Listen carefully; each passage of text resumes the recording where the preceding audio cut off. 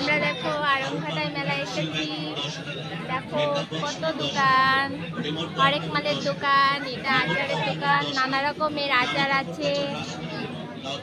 সামনে সামনে বাচ্চাদের খেলনার দোকান, অনেক ধরনের খেলনা আছে। দেখো বন্ধুরা কত কি, মেলার ভিতর তো কথাটা শোনাও না যেতে পারে। দেখো অনেক কিছু না, এদিকে দেখো, এদিকে ও আরেক মাল 40 টাকা 40 টাকা